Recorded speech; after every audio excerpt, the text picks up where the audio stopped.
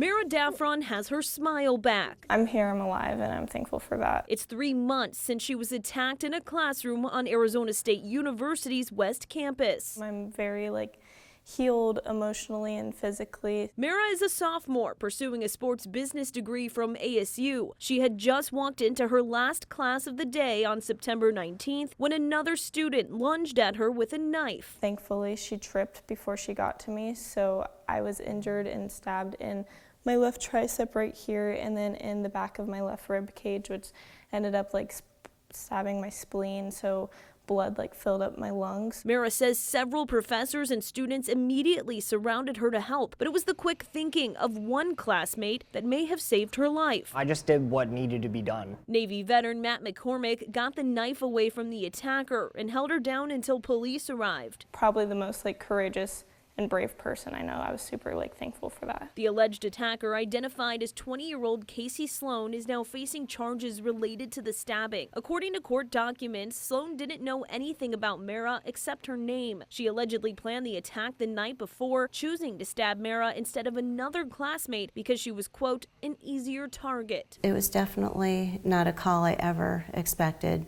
Our kids should feel safe going to school. The attack still weighs heavy on Mara's mother, Lonnie Daffron. There's not a day that goes by that I don't think about it. She was in so much pain, and just watching her in the hospital that week, it's not something you just forget about. Mara says she's physically recovered after 2 surgeries. She still occasionally struggles with nightmares, but now she has Rex to help comfort her. He's been super great to have during everything because it gives me something more to look forward to. Mara plans on continuing her degree online in the spring, but come next fall, she's hoping to return to campus despite some underlying fear. When I get back to a school campus, it's going to come out a little bit more. Through it all, Lonnie says her daughter has shown strength and courage. I had no idea that Mara was as brave as she is. And now the West Valley community is honoring her bravery. The Goodyear chapter of the Helping One Woman nonprofit is hosting a dinner and fundraiser in Mara's honor this January. Over 500 people were praying for me and sending me their thoughts, and